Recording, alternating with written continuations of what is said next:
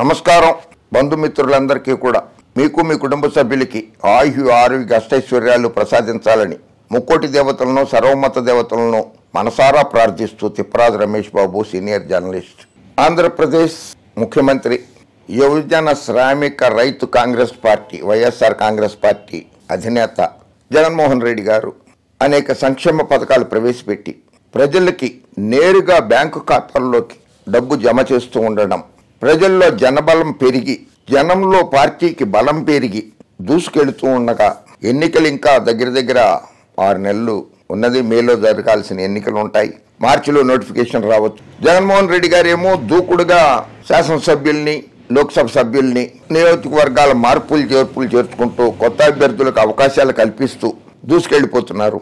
పాపం ఆయనేమో బాబు గారు చంద్రబాబు నాయుడు గారు పొత్తుల కోసం వెంపర్లాడుతూ అటు ఇటు తిరుగుతున్నారు. జనసేనతో పొత్తు కుదిరిపోయింది ఆల్రెడీ.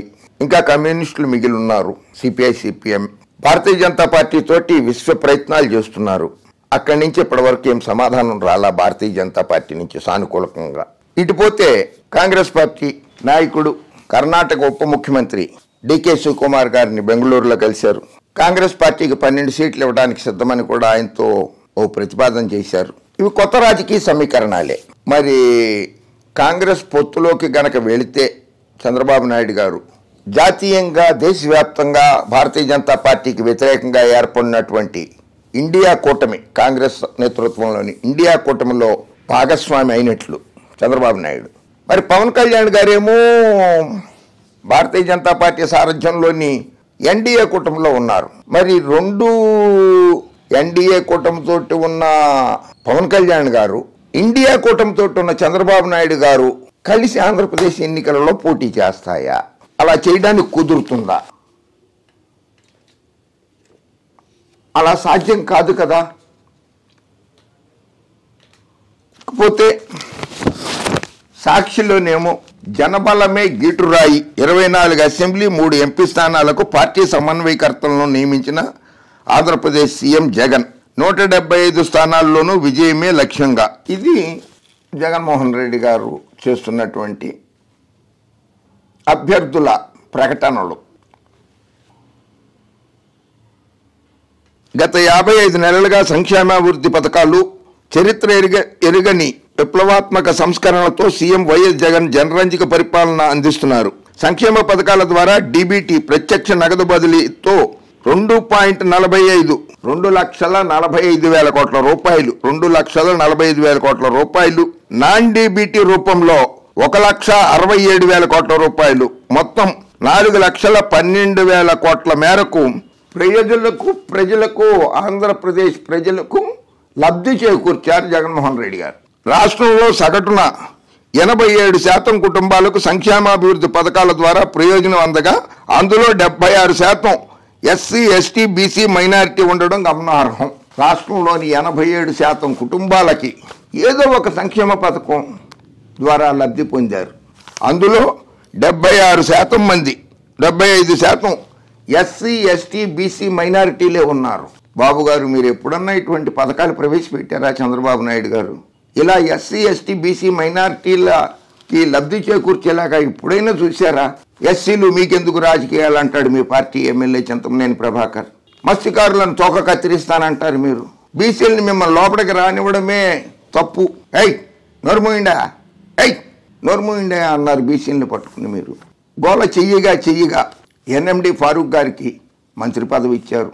ఓ మంత్రి పదవి కూడా ఇవ్వలేదు మీరు అంతకుముందు ముస్లింలకి. జగన్మోహన్ రెడ్డి గారు ఏకంగా ఉప ముఖ్యమంత్రి పదవి ఇచ్చారు. ప్రతి కుటుంబం, ప్రతి గ్రామం, ప్రతి నియోజకవర్గంలో తీసుకొచ్చిన మార్పులు కళ్ళెదుటే కనిపిస్తున్నప్పుడు 175కు 170 స్థానాల్లోనూ విజయం సాధించడం సాధ్యమేనని పార్టీ శ్రేణులకు సీఎం వైఎస్ జగన్ దిశానిర్దేశం చేస్తూ వస్తున్నారు.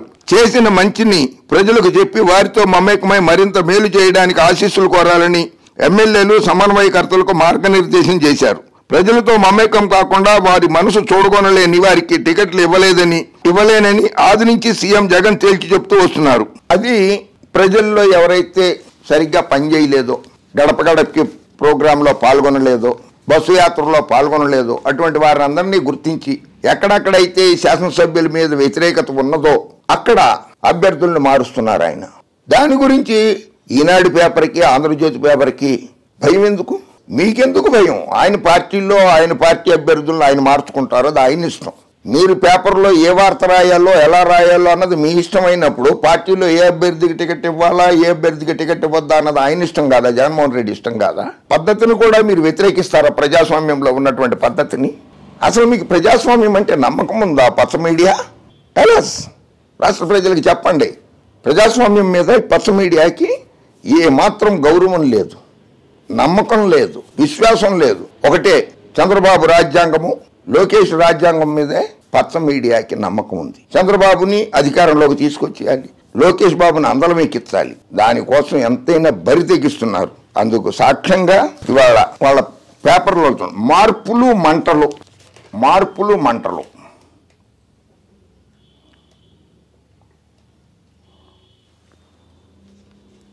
ఏపీలో ఎంపీ ఎమ్మెల్యేలకు బదిలీలు.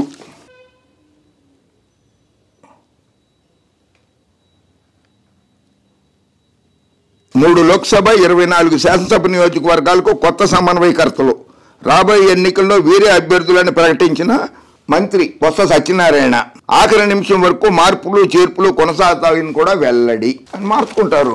చంద్రబాబు నాయుడు గారికి అటు పవన్ కళ్యాణ్ గారికి ఇది 2 పార్టీలకి 175 మంది అభ్యర్థులు లేరు. కొన్ని 2 పార్టీలు కలిసి పోటీ చేసినా కూడా, 2 పార్టీలు తెలుగుదేశం పార్టీ, జనసేన పార్టీ కలిసి పోటీ చేసినా కూడా 175 మంది అభ్యర్థులు దొరకరు, వాళ్ళకి లేరు. అందుకని కాంగ్రెస్తో కలుపుకోండి. Telugu Desam party, Janasena party, Congress party 3 పార్టీలు కలిసినా కూడా 175 మంది లేరు. అందుకని కమ్యూనిస్టులను కలుపుకుందాం. తెలుగుదేశం, జనసేన, కాంగ్రెస్ పార్టీ, కమ్యూనిస్టు పార్టీలు కలిసి పోటీ చేసిన 175 మంది అభ్యర్థులు దొరకరు. అభ్యర్థులు ఇన్ ద సెన్స్ పార్టీలో ఏదో సామాన్య కార్యకర్తకో ఎవరికో ఒకళ్ళకి టికెట్ ఇవ్వటం కాదు. ఆ లోక్సభ నియోజకవర్గానికి పోటీ చేసేటువంటి సత్తా ఉండాలి, డబ్బులు ఖర్చు పెట్టుకునే సామర్థ్యం ఉండాలి, ప్రజల్లో అభిమానం చూరగొన్న వ్యక్తి ఉండాలి. అటువంటి వాళ్ళని నేననేది. సరే, కాంగ్రెస్ని తీసి పక్కన పెట్టినా కూడా తెలుగుదేశం, జనసేన, భారతీయ జనతా పార్టీ 3 పార్టీలు కలిసినా కూడా 175 మంది అభ్యర్థులు లేరు. రాసి పెట్టుకోండి. హరిబాబు గారేమో గవర్నర్గా వెళ్ళిపోయారు రాష్ట్రానికి. గట్టి పోటీ ఇవ్వగలిగిన ఆయన, విశాఖపట్నం నుంచి గతంలో ఒకసారి లోక్సభ సభ్యుడిగా గెలిచిన ఆయన. పురంధరేశ్వరి గారు ఒక్క ఆవిడ ఉన్నారు రాష్ట్ర అధ్యక్షురాలుగా. సోమరాజు గారు ఉన్నారు, హర్షవర్ధన్ రెడ్డి గారు ఉన్నారు, విష్ణువర్ధన్ రెడ్డి గారు ఉన్నారు. 4-5 ఉన్నారు. మిగిలిన వాళ్ళు ఏరి.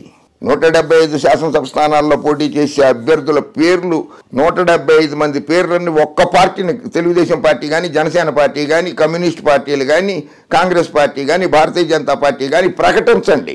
జగన్మోహన్ రెడ్డి గారు 175 ప్రకటిస్తాడు. మీరు ఒంటరిగా 175 మంది అభ్యర్థుల్ని ప్రకటించండి. This is challenge. Congress party 175 మంది అభ్యర్థుల్ని ప్రకటించండి. జనసేన పార్టీ మీరు కూడా దమ్ము, ధైర్యం, నీతి, నిజాయితీ ఉంటూ 175 మంది అభ్యర్థుల్ని ప్రకటించండి. చంద్రబాబు నాయుడు గారు 45 ఏళ్ల రాజకీయ ప్రస్థానం అంటారు.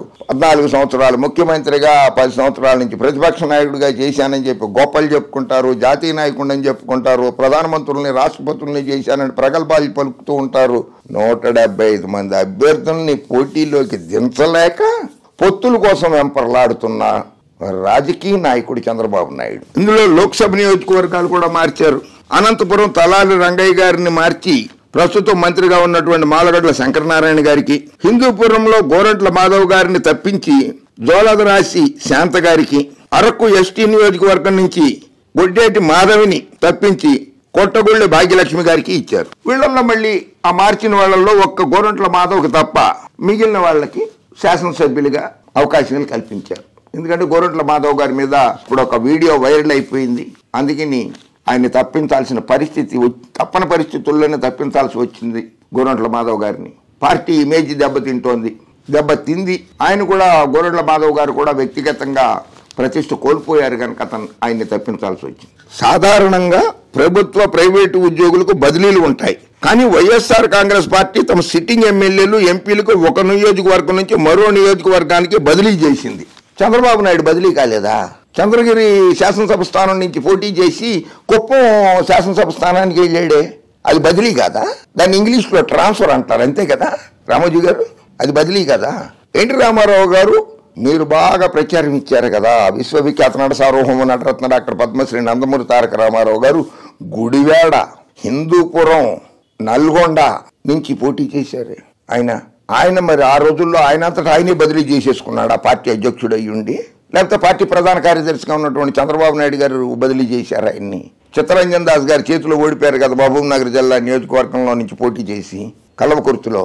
మరి కల్వకుర్తిలో కూడా పోటీ చేశారు ఆయన. ఎన్టీ రామారావు గారు బదిలీ అయినట్టు కాదా? పవన్ కళ్యాణ్ గారు భీమవరం నుంచి పోటీ చేశారు, గాజువాక నుంచి పోటీ చేశారు, మరి ఆయన బదిలీ అయినట్టు కాదా? పాలకొల్లులో పోటీ చేయకుండా అక్కడ పోటీ చేశారు 2 చోట్ల. పవన్ కళ్యాణ్ గారు బదిలీ అయినట్టు కాదా? ఎందుకు వైఎస్ఆర్ కాంగ్రెస్ పార్టీ మీద ఇట్లా దుష్ప్రచారం చేస్తారు రామోజీరావు గారు? అందుకని మీ పేపర్ కొంటాం మానేశారని ఉచితంగా తెలుగుదేశం పార్టీ కరపత్రం లాగా ఇంట్లో ఇళ్లకి ఫ్రీగా వేస్తున్నారా? లెక్క చెప్పమంటే చాలా చెప్తాం. చంద్రబాబు నాయుడు గారు ఎన్ని బదిలీలు చేశాడనేది. శాసనసభ్యుడిగా మంత్రిగా ఉన్నటువంటి చిత్తూరు జిల్లాకి చెందిన ఎన్ శివప్రసాద్ చంద్రబాబు నాయుడు గారి క్లాస్మేట్. ఆయన్ని లోక్సభకు మార్చలేదా? లోక్సభ సీటు ఇచ్చి ఎంపీగా గెలిపించలేదా? ఆయన్ని బదిలీ చేయలేదా? అది బదిలీ కాదా? ఆంధ్రప్రదేశ్ ప్రభుత్వ సలహాదారు సజ్జల రామకృష్ణారెడ్డితో కలిసి ఏపీ మంత్రి బొత్స సత్యనారాయణ ఈ పేర్లు ప్రకటించారు. ప్రస్తుతం ఎంపీలుగా ఉన్న పలువురిని శాసనసభ నియోజకవర్గాల సమన్వయకర్తలుగా నియమించారు. మరికొందరు ఎమ్మెల్యేలను, వీరిలో కొందరు మంత్రులు ఉన్నారు, వేరే నియోజకవర్గాల్లో సమన్వయకర్తలుగా నియమించారు. మరికొన్ని చోట్ల కొత్త వారికి చోటిచ్చారు. అది జగన్మోహన్ రెడ్డి గారి ఇష్టం, అది ఆయన పార్టీ. దాని మీద మీరెందుకు భయపడుతున్నారు? అసలు ఆయన అభ్యర్థులను మారిస్తే భయపడాల్సిన కర్మ మీకేంటి? ఎందుకు భయపడుతున్నారు మీరు? బాబు గారు మద్దతు ఇచ్చారే కాంగ్రెస్ పార్టీకి. ఉత్తరప్రదేశ్ నుంచి బదిలీ అయ్యి కేరళలో వైనాడు నుంచి గెలిచాడు కదా రాహుల్ గాంధీ లోక్సభ సభ్యుడిగా. సాక్షాత్తు ఈ దేశ ప్రధాని రాయ్బరేలీలో పోటీ చేసి ఓడిపోతే ఇందిరాగాంధీ గారు హైదరాబాద్, తెలంగాణ, మెదక్ నుంచి ఆవిడ్ని లోక్సభకు గెలిపించారు కదా, ఆవిడ బదిలీ అయి వచ్చింది ఇక్కడికి. ఏంటి ఆ పదాలు వాడకం ఏంటి రామోజీ గారు? మీరు మీ స్టాఫ్లో ఈనాడులో పనిచేసే స్టాఫ్ని బదిలీలు చేయరా? గతంలో ఎన్టీ రామారావు గారు బతుకున్నప్పుడు 1995లో పురుషోత్తంని హిందూపురం నుంచి ఏలూరుకి ట్రాన్స్ఫర్ చేయలేదా మీరు? మీ స్టాఫ్ని మీరు ట్రాన్స్ఫర్లు చేయరా? ఒక బ్రాంచ్ నుంచి 2వ బ్రాంచ్కి, ఒక ఎడిషన్ నుంచి 2వ ఎడిషన్కి అట్లా మార్చరా మీరు?